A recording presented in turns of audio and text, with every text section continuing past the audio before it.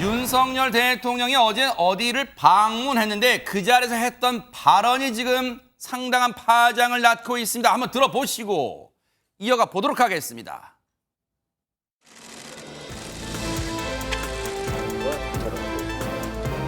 그러면 언제부터 스톱이 된 거지? 2017년부터 스톱이 됐어요. 지금 5년 동안 셋 단어를 조절하여 출력을 조절하는 방식을 아까 보신 원자로와 예를 들면 원자는 어떤 제품을? 원자로하고 또 터빈 발전기의 소재를 여기서 만들고 있습니다. 만일 우리가 지난 5년 동안 바보 같은 짓을 안 하고 이 원전 생태계를 더욱 탄탄히 구축했더라면은 지금 아마 경쟁자가 전혀 없었을 것이라고 저는 확신합니다. 더 키워나가야 될 이 원전 산업이 지금 수년간 어려움에 직면해 있어서 매우 안타깝고 지금이라도 바로 잡아야 할 것입니다. 안진용 기자님, 윤석열 대통령 어제 어디를 방문한 겁니까? 취임 후 처음으로 원자력 공장을 방문했습니다. 네, 윤 대통령은 탈원전 정책으로 공정이 중단된 이 신한울 3, 4호기 관련 소재를 직접 체크를 했는데요. 어제 이 경남청원 원전 부품업체를 방문을 해서 언제부터 스톱이 됐나, 거기에 투입된 비용은 어느 정도인가, 그리고 몇 %나 진행이 됐나 등 20개가 넘는 질문을 던졌습니다. 그리고 잠시 뒤처져 있던 이창양 산업통상자원부 장관, 이영 중소벤처기업부 장관을 향해서 장관들도 나와서 같이 듣지라면서 앞자리로 옮길 것을 지시하기도 했습니다.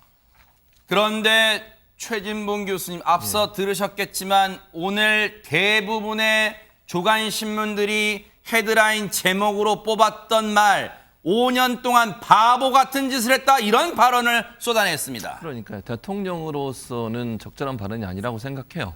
뭐 비판할 수 있다고 봅니다. 본인의 생각과 다른 정책에 대해서 비판할 수 있는데 전 정부의 정책에 대해서 전 정부를 향해서 바보라는 표현을 쓴 것은 국민들이 볼 때는 대통령이 그런 표현을 좀 더 순화해서 쓸 필요가 있다는 생각은 들어요. 이런 부분이 문제가 있으니 이렇게 바꾸겠다.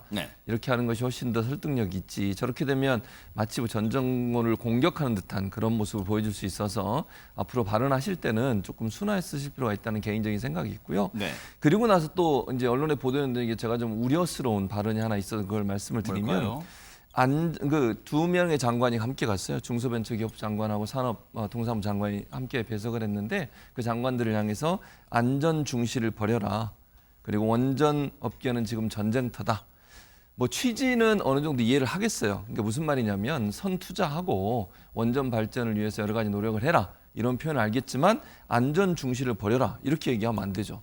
이건 상당히 국민들 볼 때는 불안하게 만드는 단어예요. 원전이 만약에 사고가 발생하면 뭐 그럴 일이 없어야 되고 있어도 안 되겠지만 그렇게 되면 전 국민이 상당히 큰 피해를 당하게 됩니다. 그래서 첫째도 안전, 둘째도 안전, 셋째도 안전이에요. 원전 정책은.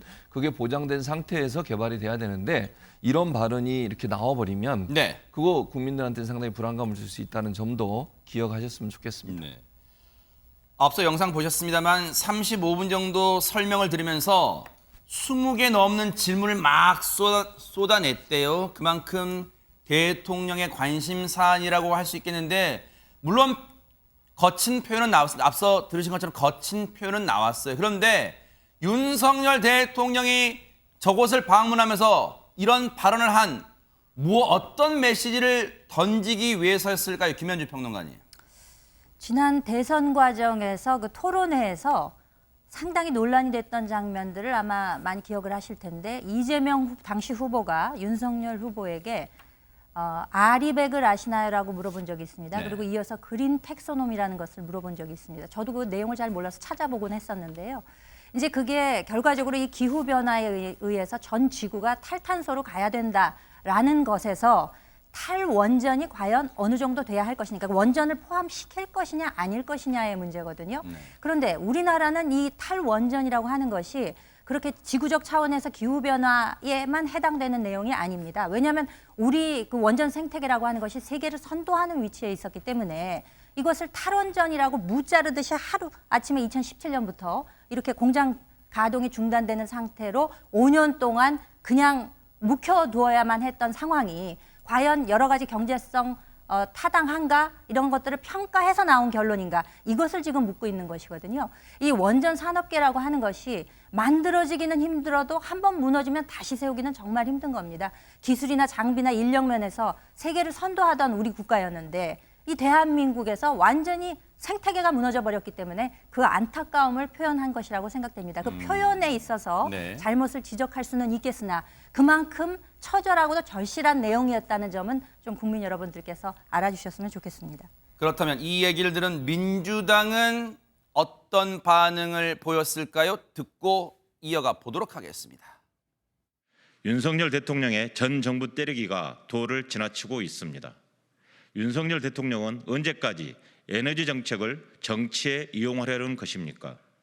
문재인 정부의 에너지 정책은 탈원전 정책이 아니라 장기적인 에너지 전환 정책입니다. 기후 위기에 대비해 장기적으로 친환경 재생에너지로 전환하고자 하는 노력은 세계적인 흐름입니다. 전 세계가 바보 같은 짓을 하고 있는 것입니까? 전 세계가 그런 바보 짓이냐 뭐 이런 이 역공도 나왔습니다만, 근데 사실 문재인 정부 때 이 원자로 가동 중단하고 그런 거 할 때 우리 국민들 뭐 대부분이 뭐 다 어느 정도라고 제가 단언하진 못하지만 그런 궁금증이 나왔어요. 왜냐하면 언론 보도에 우리의 원전 기술을 어디 나라에 수출했다, 수출 계약을 맺었다 하면서 뭐지? 우리나라에서는 원전을 안 하고 원전 발전 안 한다는데 남의 나라 가서는 원전 기술을 수출했다고 이 정부의 성과로 신문에 대문짝만에 나오고 이거 어떻게 받아들여야지? 그런 궁금증이 있었습니다.